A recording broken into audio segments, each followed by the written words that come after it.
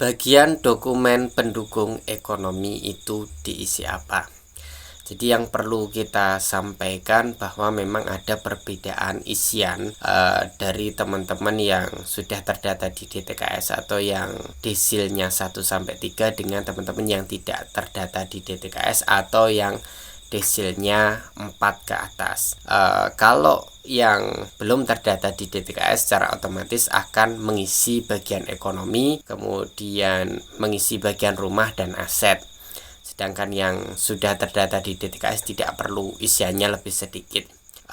Di bagian ekonomi kalian diminta untuk upload dokumen pendukung ekonomi. Kalau kita merujuk pada syarat dan ketentuan kondisi tidak mampu atau rentan miskin atau miskin, di situ disebutkan bahwa ketika teman-teman bukan pemegang KIP atau PIP, orang tua bukan penerima bantuan PKH atau BPNT, serta ketika kalian tidak terdata di DTKS, maka opsinya adalah kalau kalian berasal dari panti asuhan, maka kalian bisa upload surat keterangan pendukung ekonomi itu dengan surat keterangan bahwa kalian berasal dari panti asuhan atau panti sosial.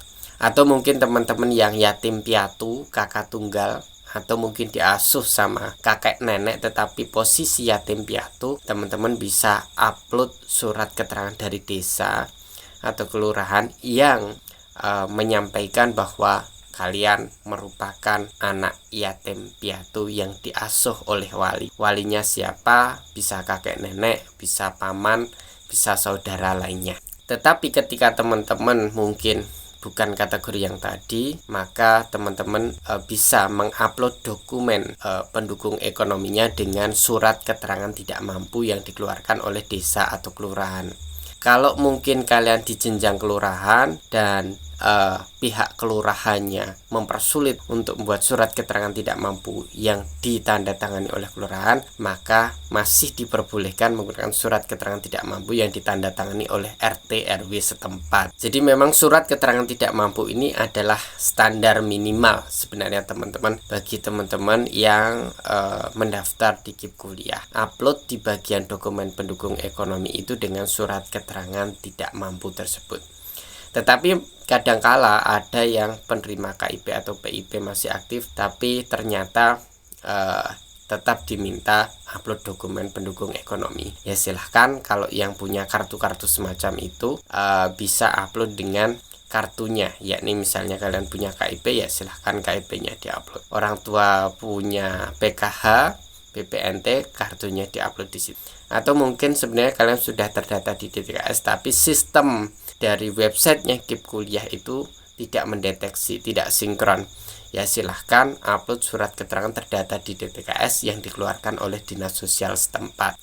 Jadi jangan kaget ya teman-teman, banyak kasus bahwa teman-teman sudah terdata di DTKS tapi keterangannya belum terdata di DTKS, itu banyak kasus terjadi.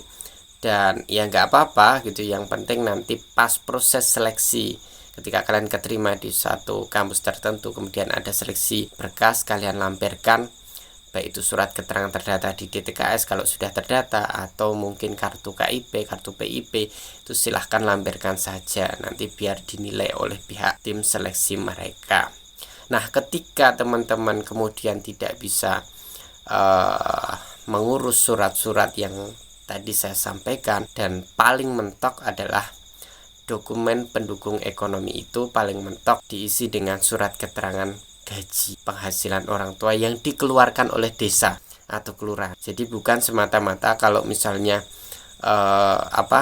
kalian orang tuanya wira swasta atau orang tuanya karyawan swasta, tidak semata-mata upload gaji, slip gaji dari perusahaannya, melainkan harus tetap ada legalisasi dari desa atau kelurahan.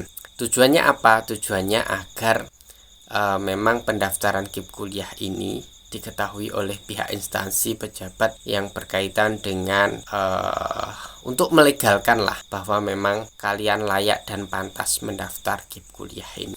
Jadi itulah dokumen-dokumen yang bisa teman-teman upload sebagai dokumen pendukung ekonomi. Kalau ada yang tanya, KIS bisa nggak? KIS itu sepemahaman kami yang gratis sama yang nggak gratis gambarnya sama, tidak ada pembeda, sehingga kita tidak pernah merekomendasikan teman-teman untuk upload KIS sebagai dokumen pendukung ekonomi, karena kartunya sama, tulisannya BPJS, sama-sama BPJS, sama-sama hijau putih, yang bayar juga warnanya gitu, yang nggak bayar juga warnanya gitu. Dan teman-teman yang punya kartu bantuan dari Pemda masing-masing, misalnya Jakarta itu ada kartu-kartu sendiri gitu ya, karena memang proper Pemprovnya ada anggaran untuk itu dan punya keberpihakan untuk itu, ya silahkan.